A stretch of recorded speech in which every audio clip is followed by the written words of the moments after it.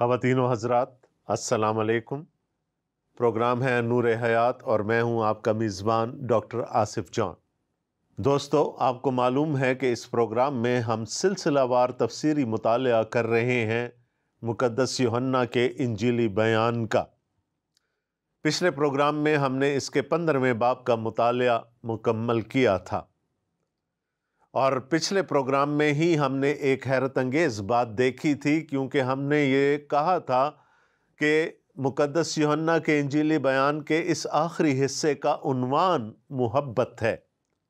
ये मोहब्बत से शुरू हुआ और मोहब्बत ही में आगे बढ़ रहा था कि अचानक दुनिया की अदावत और दुनिया की नफ़रत की बात आ गई। खुदावंद यीशु मसीह ने कहा, तुम आपस में एक दूसरे से मोहब्बत रखना। तुम्हें एक दूसरे की मोहब्बत की ज़रूरत पड़ेगी, इसलिए कि दुनिया तुमसे अदावत रखेगी। तो भाइयों का आपस में रिश्ता तो मोहब्बत का है, लेकिन दुनिया का हमसे रिश्ता नफ़रत का है। खुदावंद यीशु मसीह ने कहा कि उस मोहब्बत की ज़रूरत पड़ेगी, तुम्हें एक दूसरे की ज़रूरत पड़ेगी, एक दूसरे की तसल्ली की, एक दूसरे की ढारस की, एक दूसरे की वफादारी की ज़रूरत तुम्हें पड़ेगी। और लगता यह है कि 16वें बाब में भी वही मौजू आगे बढ़ रहा है। यहाँ पर भी अदावत ही की बात की जा रही है, लेकिन हम ज़्यादा वक्त रुल कुद्स के काम को समझने में गुजारेंगे। आइए हम अपना आज का हवाला पहले पढ़ लें। मुक़द्दस यूहन्ना का इंजीली बयान, उसका 16वां बाब और उसकी पहली 15 आयात। इंजील मुक़द्दस में लिखा है, मैंने ये बातें तुमसे इसलिए कहीं कि तुम ठोकर ना खाओ। लोग तुमको इबादत खानों से खारिज कर देंगे, बल्कि वो वक्त आता है कि जो कोई तुमको कत्ल करेगा वो गुमान करेगा कि मैं खुदा की खिदमत करता हूँ। और वो इसलिए ये करेंगे कि उन्होंने बाप को जाना ना मुझे। लेकिन मैंने ये बातें इसलिए तुमसे कहीं कि जब उनका वक्त आए तो तुमको याद आ जाए कि मैंने तुमसे कह दिया था।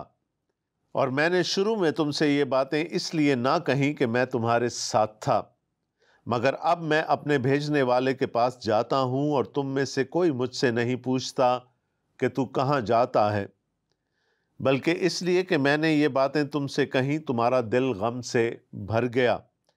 लेकिन मैं तुमसे सच कहता हूँ कि मेरा जाना तुम्हारे लिए फ़ायदेमंद है, क्योंकि अगर मैं ना जाऊँ तो वो मददगार तुम्हारे पास ना आएगा, लेकिन अगर जाऊँ तो उसे तुम्हारे पास भेज दूँगा।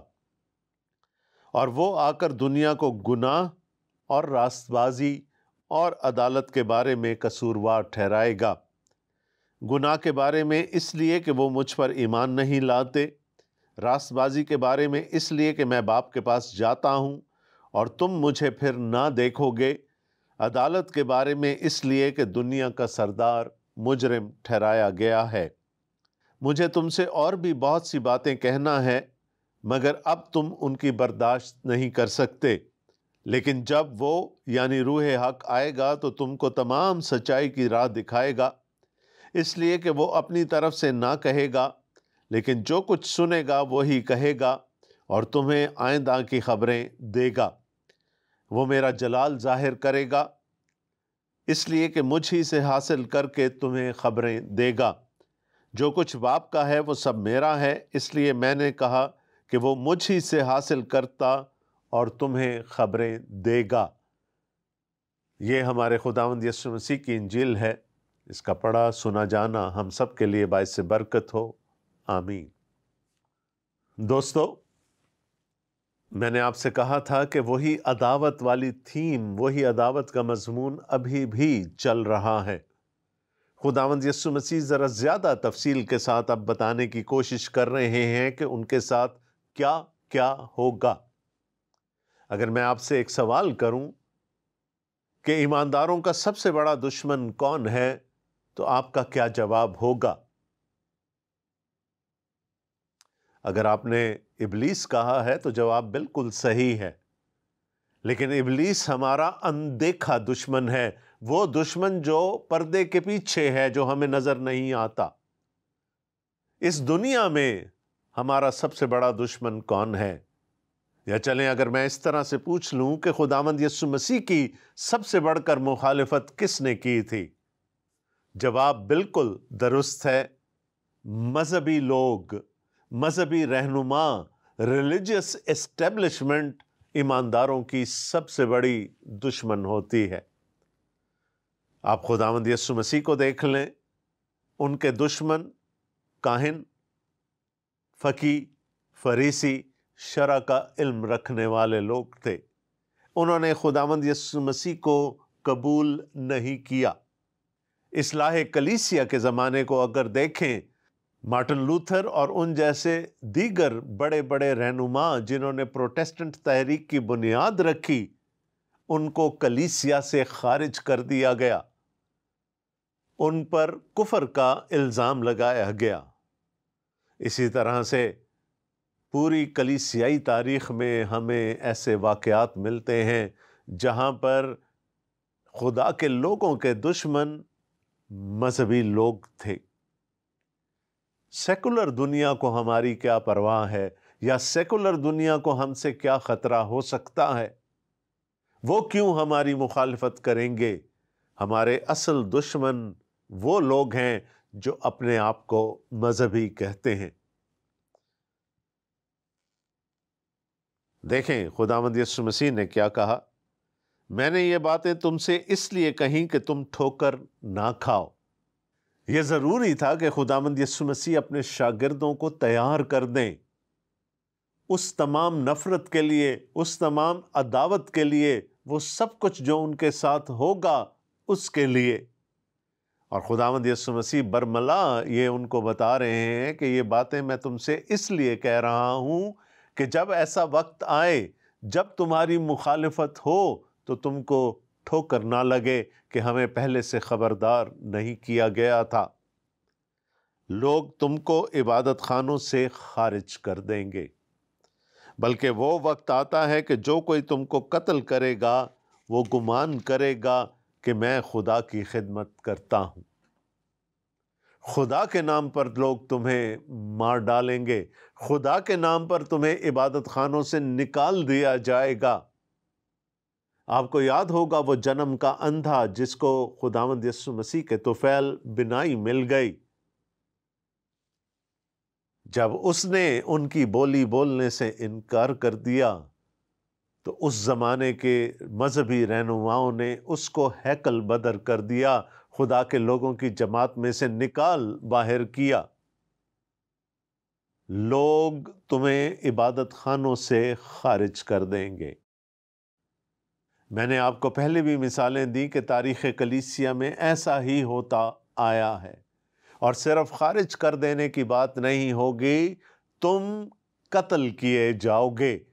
یہ خداوند یسوع مسیح نے بتا دیا، ستائے جاؤ گے، ایذا رسانی ہوگی، سب کچھ ہوگا، حتیٰ کہ لوگ تم کو مار ڈالیں گے، اور جو مار ڈالیں گے وہ یہ سمجھیں گے کہ انہوں نے خدا کی خدمت کی ہے۔ ہمیں بہت زیادہ پیچھے جانے کی ضرورت نہیں، ہمارے اپنے زمانے کی تاریخ ہمیں یہ بتاتی ہے کہ دنیا بھر میں مختلف کلیسیاؤں میں بم پھوڑے گئے، لوگوں کو اندر گھس کر قتل کیا گیا، اور وہ جو قتل کرتے تھے، وہ جو مار ڈالتے تھے، وہ یہ سمجھ رہے تھے کہ وہ اپنے اپنے خدا کی خدمت کر رہے ہیں۔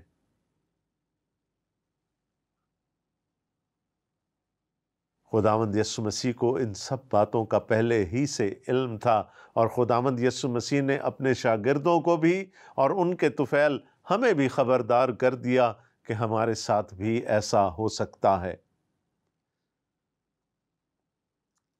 اور وجہ وہی ہے جو خداوند یسوع مسیح پہلے بیان کر چکے ہیں، اور وہ اس لیے یہ کریں گے کہ انہوں نے نہ باپ کو جانا نہ مجھے، لیکن میں نے یہ باتیں اس لیے تم سے کہیں کہ جب ان کا وقت آئے تو تم کو یاد آ جائے کہ میں نے تم سے کہہ دیا تھا۔ خداوند یسوع مسیح نے کہا یہ سب کچھ اس لیے بتا رہا ہوں کہ خبردار ہو جاؤ، یہ سب کچھ برداشت کرنا پڑے گا اگر میرے پیچھے چلنا ہے، میں نے تمہیں چن لیا کہ تم خدا کے مشن میں شامل ہو جاؤ، خدا کے مشن کو آگے بڑھانے کا وسیلہ بنو، لیکن یاد رکھنا کہ اس مشن کی ایک قیمت بھی ہے، اور وہ قیمت تمہاری جان بھی ہو سکتی ہے۔ اور میں نے شروع میں تم سے یہ باتیں اس لیے نہ کہیں کہ میں تمہارے ساتھ تھا۔ ابھی تک مخالفت یسوع تک پہنچی تھی، شاگردوں تک نہیں پہنچی۔ یسوع مسیح وہ شاک ایبزاربر تھے جو اپنے شاگردوں اور دنیا کے درمیان کھڑے تھے۔ جو مخالفت ہوئی وہ خداوند یسوع مسیح کی ہوئی، جو تکلیف پہنچائی گئی وہ خداوند یسوع مسیح کو پہنچائی گئی۔ ان کو مار ڈالنے تک کی کوششیں کی گئیں، لیکن خداوند یسوع مسیح نے وہ مخالفت، وہ ایذا اپنے شاگردوں تک نہیں پہنچنے دیا۔ اگرچہ کہ ڈھکے چھپے الفاظ میں خداوند یسوع مسیح پہلے بھی اپنے شاگردوں کو بتا چکے تھے کہ خدا کے کھیت میں آنے کی، خدا کے مشن کو پورا کرنے کی قیمت کیا ہے، لیکن یسوع کہتے ہیں برملا میں نے تمہیں نہیں بتایا تھا کیونکہ میں تمہارے ساتھ تھا، میں اس ساری مخالفت کا نشانہ تھا اور تم بچے رہے، لیکن اب میں بیچ میں سے نکل جاؤں گا تو ساری توپوں کا رخ تمہاری طرف ہونے جا رہا ہے۔ اور جہاں تک میری بات ہے، مگر اب میں اپنے بھیجنے والے کے پاس جاتا ہوں اور تم میں سے کوئی مجھ سے نہیں پوچھتا کہ تو کہاں جاتا ہے، بلکہ اس لیے کہ میں نے یہ باتیں تم سے کہیں تمہارا دل غم سے بھر گیا، لیکن میں تم سے سچ کہتا ہوں کہ میرا جانا تمہارے لیے فائدہ مند ہے، کیونکہ اگر میں نہ جاؤں تو وہ مددگار تمہارے پاس نہ آئے گا، لیکن اگر جاؤں گا تو اسے تمہارے پاس بھیج دوں گا۔ خداوند یسوع مسیح نے کہا اب میں تمہارے اور دنیا کے درمیان نہیں کھڑا ہو سکوں گا، میں جا رہا ہوں، میں اپنے باپ کے پاس جا رہا ہوں، لیکن تم میں سے کوئی مجھ سے نہیں پوچھتا کہ میں کہاں جاتا ہوں۔ پوچھا تھا، توما نے 14ویں باب میں خداوند یسوع مسیح سے پوچھا تھا کہ ہم نہیں جانتے کہ تو کہاں جاتا ہے تو ہم راہ کیسے پہچانے، جس پر خداوند یسوع مسیح نے اس کو ڈانٹ دیا تھا کہ میں اتنے عرصے سے تمہارے ساتھ ہوں، کیا تو یہ نہیں جانتا کہ میں اور باپ ایک ہیں؟ میں اپنے باپ کے پاس واپس جا رہا ہوں۔ اس وقت تو شاگرد چپ ہو گئے، چاہے ذہن میں اور بھی سوال ہوں گے، اور ابھی تک خاموش ہیں، ابھی تک وہ صدمے کی حالت میں ہیں، شادی مرگ کی حالت میں ہیں، وہ نہیں سمجھ پا رہے کہ ان کے ساتھ کیا ہونے جا رہا ہے۔ خداوند یسوع مسیح نے کہا میں نے یہ سب باتیں تم پر پہلے سے عیاں کر دی، کیونکہ میں چلا جاؤں گا، لیکن یہ یاد رکھنا کہ میرا جانا تمہارے لیے بہتر ہے۔ اس وقت تو تمہارے دل غم سے بھرے ہوئے ہیں، تمہارے دل پھٹنے کو جا رہے ہیں، تم اپنے جذبات کی شدت کو قابو کرنے کی کوشش کر رہے ہو، لیکن یہ یاد رکھو کہ میرا جانا تمہارے لیے فائدہ مند ہے، کیونکہ اگر میں جاؤں گا تو پھر باپ سے درخواست کروں گا، اور باپ سے درخواست کروں گا تو وہ روح حق کو یعنی روح القدس کو تم پر نازل فرمائے گا۔ اب یہاں پر ایک سوال اٹھتا ہے کہ یسوع کے ہوتے ہوئے کیوں روح القدس شاگردوں پر نازل نہیں ہو سکتا تھا؟ اب اس کا ایک اور نہایت سادہ جواب تو یہ ہے کہ چونکہ خدا کی ذات کا ایک اقنوم ان کے سامنے، ان کی آنکھوں کے سامنے کھڑا ہے، تو دوسرے کی وہاں پر ضرورت نہیں ہے۔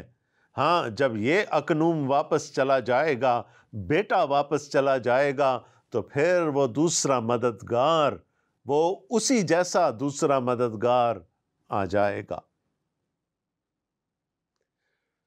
خداوند یسوع مسیح نے کہا میں جاؤں گا تو وہ آئے گا۔ اور میرا آج کا جو پہلا نکتہ جس پر ابھی تک ہم نے بحث کی ہے وہ یہ ہے کہ روح حق یا روح القدس اذیت میں گرفتار ایمانداروں کی مدد ہے۔ وہ مدد کرنے کے لیے آئے گا، وہ ان کو ڈھارس دلانے کے لیے، ان کو حوصلہ دلانے کے لیے آئے گا کہ ان کا ان تکلیفوں میں سے گزرنا آسان ہو جائے۔ روح القدس اذیت میں مبتلا ایمانداروں کی مدد کرتا ہے۔ اس کے بعد خداوند یسوع مسیح روح القدس کا ایک اور کام ہمیں بتاتے ہیں، اور 8ویں آیت میں لکھا ہے، اور وہ آ کر دنیا کو گناہ اور راست بازی اور عدالت کے بارے میں قصوروار ٹھہرائے گا۔ گناہ کے بارے میں اس لیے کہ وہ مجھ پر ایمان نہیں لاتے، راست بازی کے بارے میں اس لیے کہ میں باپ کے پاس جاتا ہوں اور تم مجھے پھر نہ دیکھو گے، عدالت کے بارے میں اس لیے کہ دنیا کا سردار مجرم ٹھہرایا گیا ہے۔ خداوند یسوع مسیح فرماتے ہیں کہ روح القدس کا ایک کام تو ایمانداروں کو ڈھارس دینا ہوگا، تسلی، حوصلہ دینا ہوگا، لیکن اسی کے ساتھ ساتھ اس کا دوسرا کام دنیا کو قصوروار ٹھہرانا ہے، اور وہ دنیا کو قصوروار ٹھہرائے گا کلیسیا کے وسیلے سے۔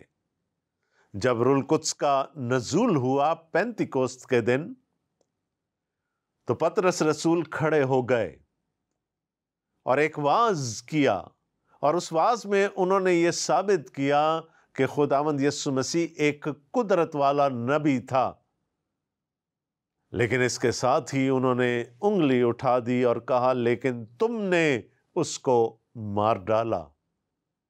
پاک روح پطرس رسول کے وسیلے سے ہو کر بول رہا ہے اور دنیا کو قصوروار ٹھہرا رہا ہے، وہاں پر جمع بھیڑ کو قصوروار ٹھہرا رہا ہے کہ انہوں نے خداوند یسوع مسیح کو قتل کروا دیا۔ اور یہی روح القدس کا کام رہا ہے۔ ناتن نبی داؤد بادشاہ کے سامنے جا کر کھڑا ہو گیا اور اس کا گناہ اس کے سامنے کھول کر رکھ دیا۔ یوحنا بپتسمہ دینے والا روح القدس ہی کے زور میں ہیرودیس کے سامنے جا کر کھڑا ہو گیا۔ روح القدس کا کام قصوروار ٹھہرانا ہے۔ وہ کلیسیا کے وسیلے سے، خدا کے کلام کے وسیلے سے لوگوں کو قصوروار ٹھہراتا ہے، اور خداوند یسوع مسیح نے کہا وہ 3 باتوں میں قصوروار ٹھہرائے گا: گناہ، راست بازی اور عدالت۔ یہ وہ 3 ایریاز ہیں جن میں روح القدس دنیا کو قصوروار ٹھہرائے گا۔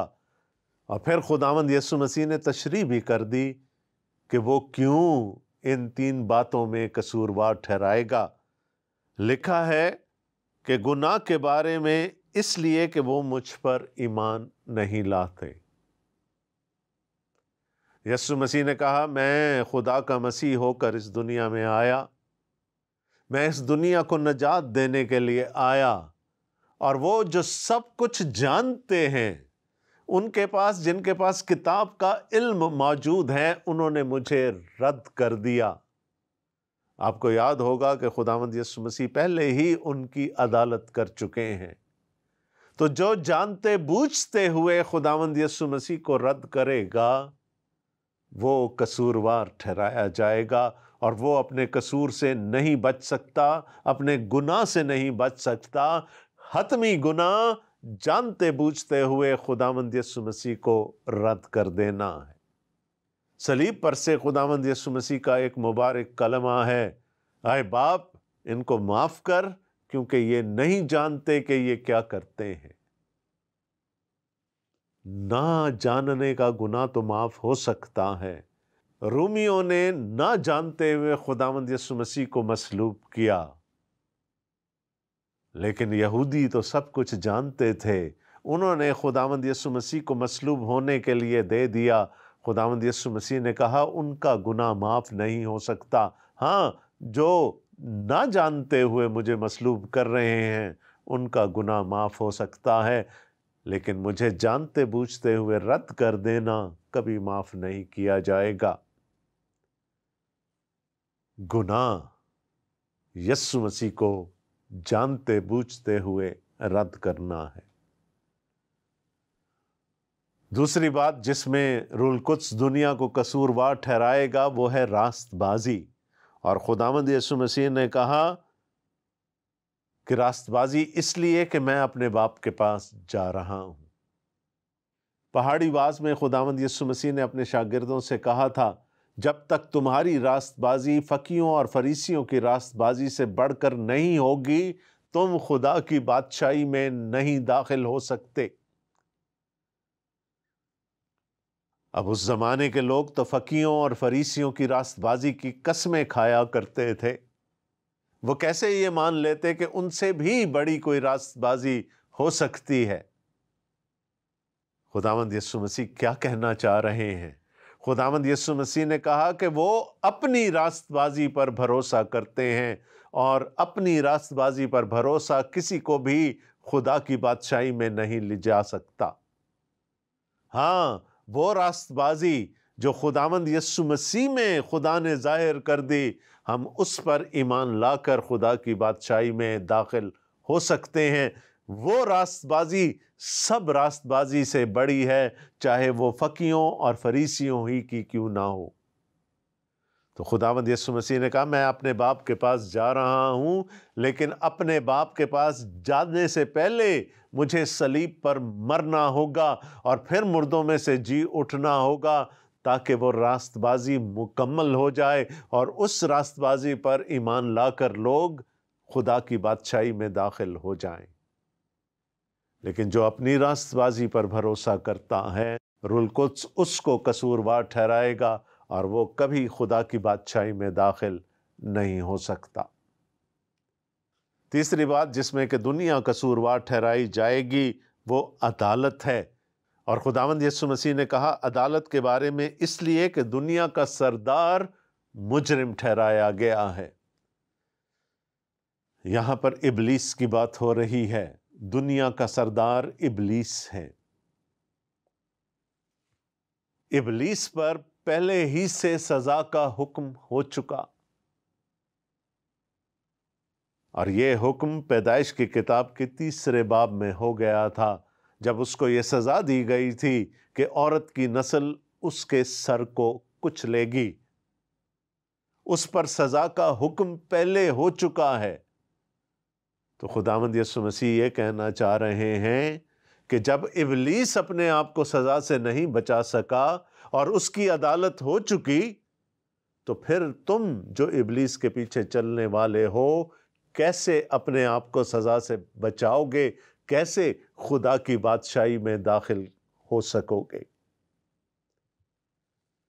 روح القدس کا دوسرا کام قصوروار ٹھہرانا ہے۔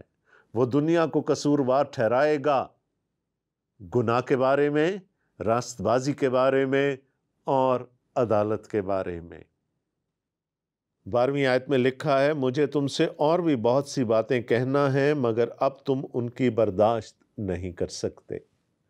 خداوند یسوع مسیح کو اپنے شاگردوں کی حالت کا علم تھا۔ ان کو پتا تھا کہ اس وقت اگر انہوں نے ان سے کوئی اور بات کی تو ان کے کلیجے پھٹ جائیں گے۔ وہ اس قدر دکھ اور غم کی کیفیت میں تھے۔ خداوند یسوع مسیح کہتے ہیں، ابھی بہت ساری باتیں تم کو بتانا رہ گئی ہیں، اور بہت سی باتیں میں تمہیں بتانا چاہتا تھا، لیکن اگر ابھی کروں گا تو تم برداشت نہیں کر پاؤ گے۔ لیکن جب وہ یعنی روح حق آئے گا تو تم کو تمام سچائی کی راہ دکھائے گا، اس لیے کہ وہ اپنی طرف سے نہ کہے گا، لیکن جو کچھ سنے گا وہی کہے گا اور تمہیں آئندہ کی خبریں دے گا۔ خداوند یسوع مسیح خدا کا مکمل، کامل، حتمی مکاشفہ ہیں۔ خداوند یسوع مسیح نے فرمایا، جس نے مجھے دیکھا اس نے باپ کو دیکھا، کیونکہ میں اور باپ ایک ہیں۔ اسی انجیلی بیان کے پہلے باب میں ہم نے پڑھا تھا کہ اکلوتا بیٹا جو باپ کی گود میں ہے، اس نے باپ کو ظاہر کیا، اور میں نے آپ کو بتایا تھا کہ وہاں پر جو یونانی لفظ استعمال ہوا ہے وہ ایکساگاٹو ہے، اور ایکساگاٹو سے انگریزی کا لفظ ایکسجیسس نکلا ہے، یعنی تفسیر۔ وہاں کیا کہا جا رہا ہے کہ بیٹا باپ کی تفسیر ہے۔ اگر کسی کو باپ کو سمجھنا ہے تو اس کو بیٹے کو سمجھنا ہوگا۔ لیکن خداوند یسوع مسیح کہہ رہے ہیں کہ اب یہ مجھے بہت ساری باتیں تم سے اور بھی کرنا تھیں، لیکن تمہیں ابھی برداشت نہیں ہے۔ خداوند یسوع مسیح کے زمانے تک خدا کا کلام صرف پرانے عہد نامہ پر مشتمل تھا۔ نیا عہد نامہ ابھی لکھا جانا باقی ہے۔ ابھی بہت ساری باتیں ہیں جن کو تم پر عیاں ہونا ضروری ہے۔ لہٰذا ضرورت اس بات کی ہے کہ یہ مکاشفہ جاری رہے، اور یہ مکاشفہ کس کے وسیلے سے جاری رہے گا؟ یہ مکاشفہ روح القدس کے وسیلے سے جاری رہے گا۔ وہ بتائے گا تمہیں، وہ سکھائے گا، سچائی کی پوری راہ وہ آ کر تمہیں بتائے گا، اور جو کچھ مجھ سے حاصل کرے گا تم تک پہنچا دے گا۔ تو ضرورت ہے، ابھی ضرورت ہے کہ اور بہت ساری باتیں تمہیں سکھائی جائیں۔ یہاں تک کے لیے اتنا ہی کافی تھا، لیکن ضروری ہے کہ تمہیں اور بھی بہت ساری باتیں سکھائی جائیں، اور اس کے لیے وہ استاد تمہارے پاس آئے گا جو تمہیں یہ ساری باتیں سکھائے گا۔ لیکن جب وہ یعنی روح حق آئے گا تو تم کو تمام سچائی کی راہ دکھائے گا۔ وہ گواہی دینے کے لیے آ رہا ہے، مسیح کی گواہی دینے کے لیے آ رہا ہے، اور جہاں جہاں گواہی دی جائے گی مسیح جلال پائے گا، اور جہاں مسیح جلال پائے گا وہاں پر باپ جلال پائے گا۔ تو وہ مکاشفہ جو ہم پر روح القدس کے وسیلے سے ہوگا وہ خداوند یسوع مسیح کو اور خدا باپ کو جلال دینے کا باعث بنے گا، یہ اس کا نتیجہ ہوگا۔ اور پھر جو کچھ باپ کا ہے وہ سب میرا ہے، اس لیے میں نے کہا کہ وہ مجھ ہی سے حاصل کرتا ہے اور تمہیں خبریں دے گا۔ سورس کیا ہے اس ریولیشن کی؟ اس مکاشفہ کی سورس کیا ہے؟ اس کا منبع کیا ہے؟ اس کا منبع بھی خدا کی ذات ہے۔ ہر صحیفہ خدا کے الہام سے لکھا گیا۔ پولس رسول نے اپنے بیٹے تیموتھیوس کو یہ لکھا، ہر صحیفہ، all scripture is God breathed۔ یہ جو خدا کا لکھا ہوا لفظی مکاشفہ ہے ہمارے پاس، اس کا منبع بھی خدا خود ہے۔ یہ اس کے سانس سے، اس کے الہام سے لکھا گیا۔ خداوند ہم تیری شکر گزاری کرتے ہیں تیرے پاک روح کے لیے۔ تیرا شکر کرتے ہیں کہ تیرا پاک روح ہمیں ڈھارس دیتا ہے، حوصلہ دیتا ہے، امید دیتا ہے، اذیت سہنے کا فضل دیتا ہے۔ تیرا شکر کرتے ہیں کہ ہمارے دشمنوں کو وہ قصوروار بھی ٹھہراتا ہے، اور تیرا شکر کرتے ہیں کہ جہاں ہمیں تیرے منہ کی باتوں کو یاد کرنے کی ضرورت پڑتی ہے، تیرا پاک روح ہمیں تیرا مسلسل مکاشفہ دیتا ہے۔ ہم تیرا شکر کرتے ہیں یسوع کے نام میں، آمین۔ اگلے پروگرام میں آپ سے پھر ملاقات ہوگی، تب تک کے لیے مجھے اجازت دیں۔ خدا حافظ۔